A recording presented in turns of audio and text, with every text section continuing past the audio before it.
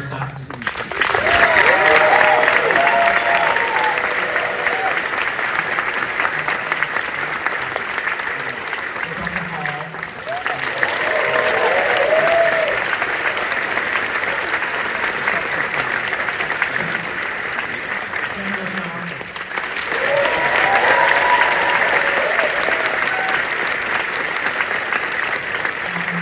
We also have a very special guest with us. Please welcome Linda Rosenkrantz.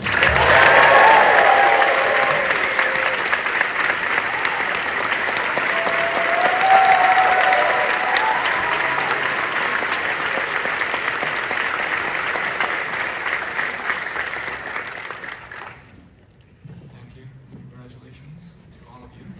I thought I'd start with Ira, and maybe Rebecca and Ben as well. If you could just tell us if you remember how and when you discovered Peter Hujar and his work. Matthew Marks Gallery, early 90s. Started seeing Peter's work and have really felt close to it and interested in it and curious. And also, I continue to discover new things about his work all the time, yesterday. So it's very alive for me. And he was a photographer who was taking pictures that were both beautiful and also about things that I hadn't seen that meant a lot to me. The subjects of his work were also very important to me. I just want to thank Jordan Weissman and Francis Schiptal, who published this great book by Linda. They discovered the transcript, were told about the transcript at the Morgan Library, and they said this should be a book. So they're really responsible for the fact that this day is still with us. So thank you.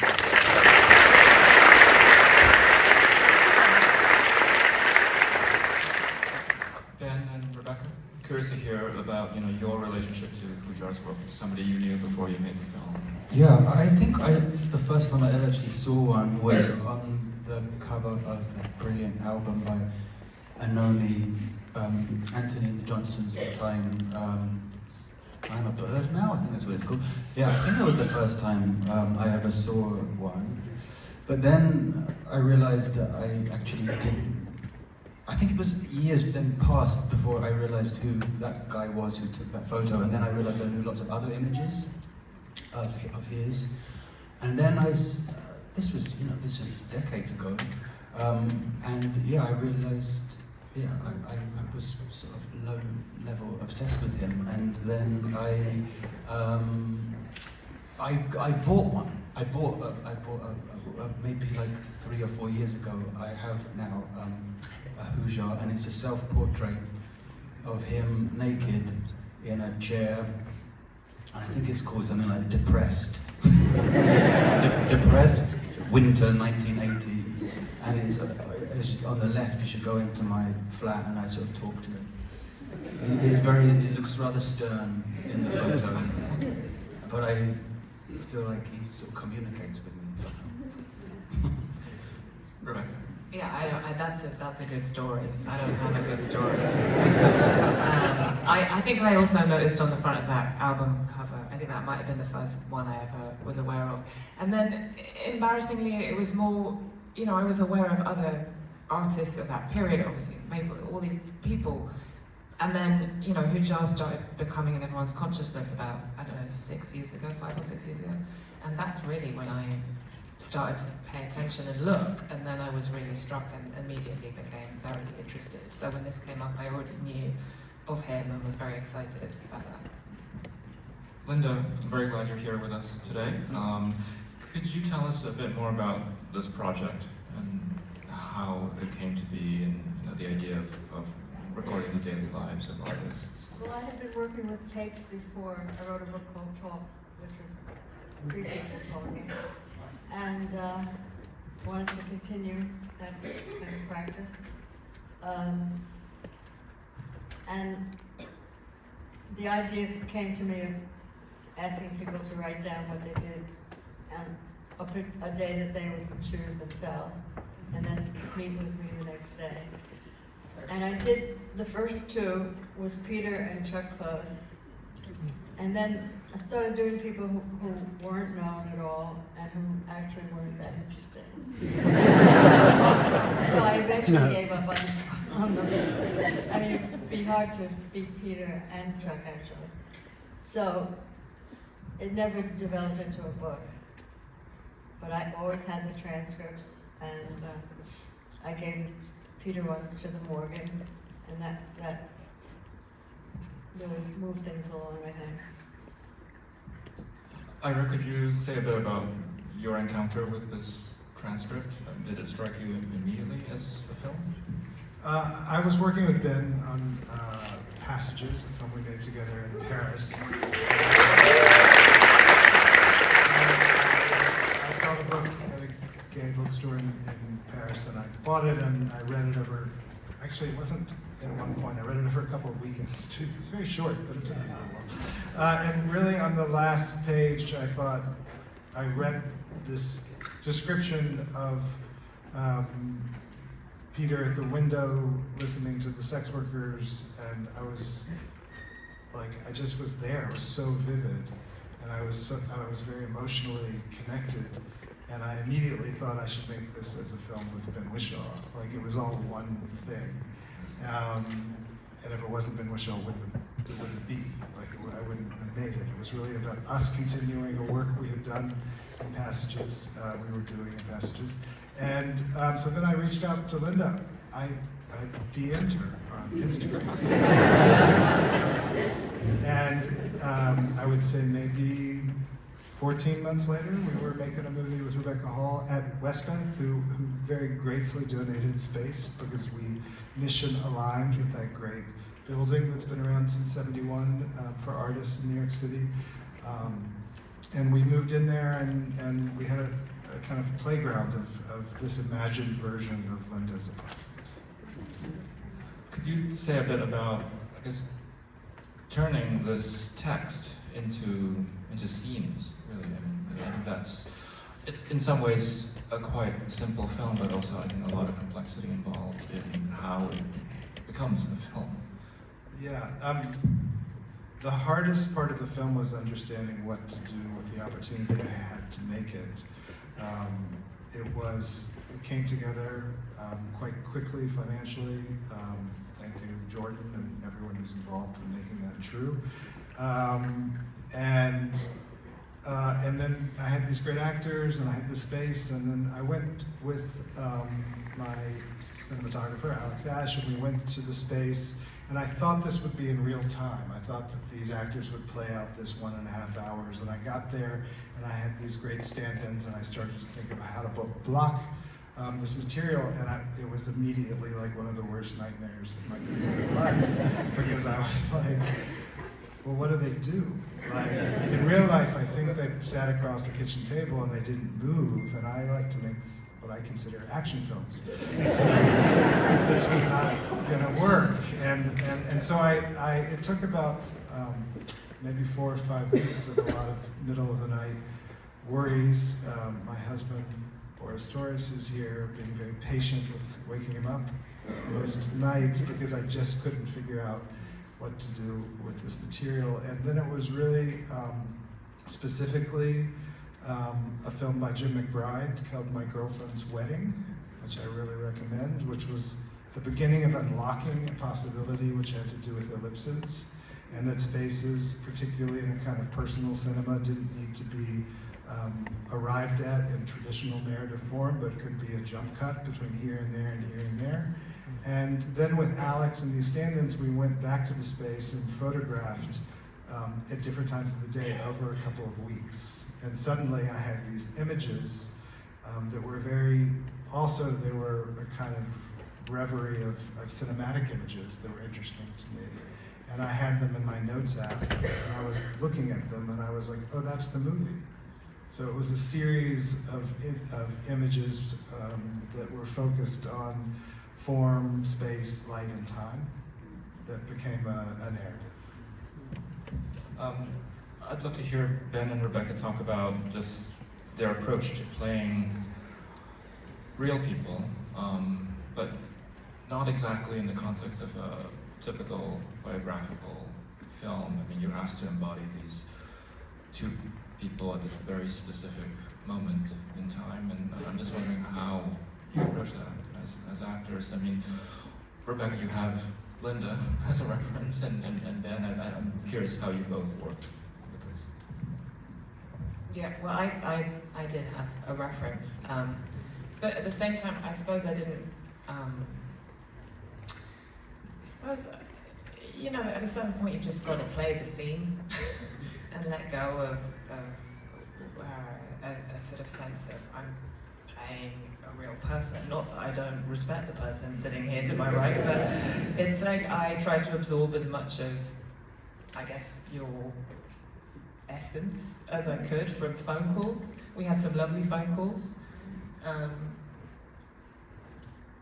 I feel I didn't ask enough questions because you're really good at asking questions. So you immediately started asking me questions about, you know, the name of my daughter and why I named her that way, and like, what did I think about that?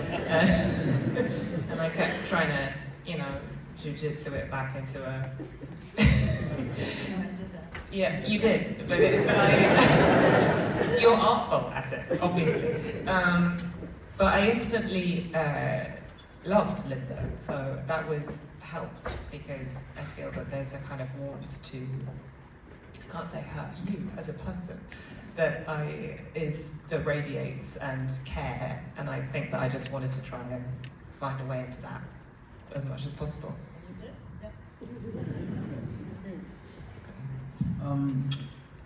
Well, there is no video of Peter Hujar, nothing. But Ira found some tape of him. Actually, you found stuff that I didn't really listen. There's a whole tape of him trying to give up smoking and being hypnotized and stuff. He hypnotizes himself. I didn't ever seem to get that tape. I don't know. I have it still. Okay. But there was another one that was an interview.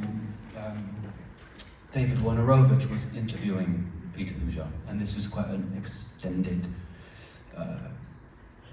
tape of him talking. So I had that, and that was very nice to listen to. But again, a bit like Rebecca, at a certain point, you have to just play the scene and play what is really going on between us. And also, Ira doesn't really like you to be a character as such, wouldn't you say? Like you don't really want someone, it's a hard thing to describe, but you don't want it to be a performance, or you want it to be performed, yeah. Well, I would say something interesting is, for me, this is the first time I've ever worked with actors where I ask them to change their accent. I've never done that. So I generally ask actors to arrive, memorize their lines, put on costumes, and move. And here there was a real transformation, which I actually found very interesting. It ultimately became freeing for me because it became about performance also. But I think that is very almost invisible in the work you both do. But we also, I made one choice, which was to follow something I do strategically in my work, which is I don't rehearse, which was very interesting for Ben, who had a massive amount of material to do that in private, which is sort of what Peter, I think the privacy of Ben's work to me mirrors the privacy of Peter's work that Peter reveals in the film. All the kind of spinning, and I feel like I don't really know as much about what you feel about the creative act of getting to the point in which you were ready to make that live. It just took months to learn it, like kind of. And I showed it. I mean, it was really quite difficult to learn, and I had to learn it all because we weren't filming in sequence. So,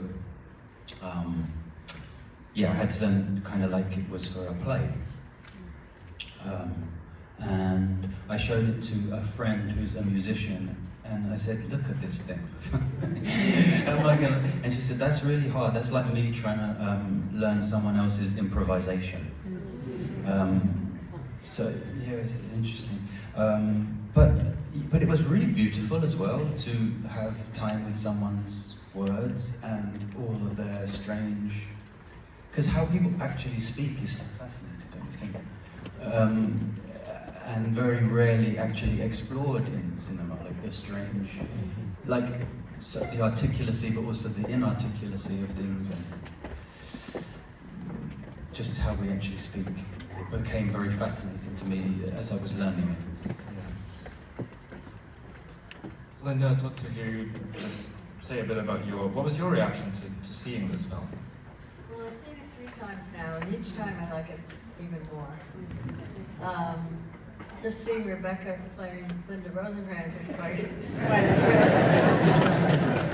thrill. And it brings back my feelings for Peter very strongly.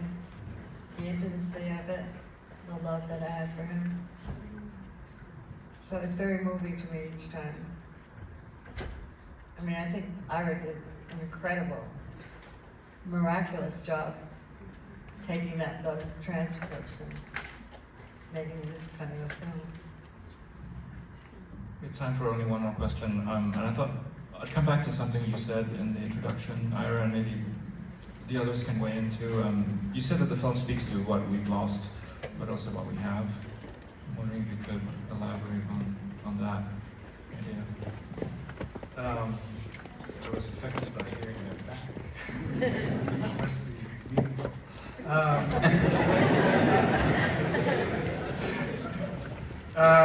Yeah, I mean, I guess the film draws attention to the moment, which I think is what cinema can do. So it's like the only thing I want in cinema is to capture the moment, and to capture as part of the word is a recognition that it won't last, like it's over. So I think that combination is something that's quite exquisite when it happens in a certain way. And I think the film, like there is a lot from that period that I would want in my own life, including the community and the sustained nature of intimate interactions. And I keep missing the Cedar Tavern. Like I want a place where people gather as artists, and I guess we're gathering here. So I think there's some loss of wishing for that, but also there was an intimacy in the making of the film, and there's an intimacy in the friendship that I feel like is familiar to me also in my life. Like I have intimacy. So I guess the film records something that I love. Would any of you like to add to that? I think that was a good note to end on. So I want to thank all of you. Congratulations.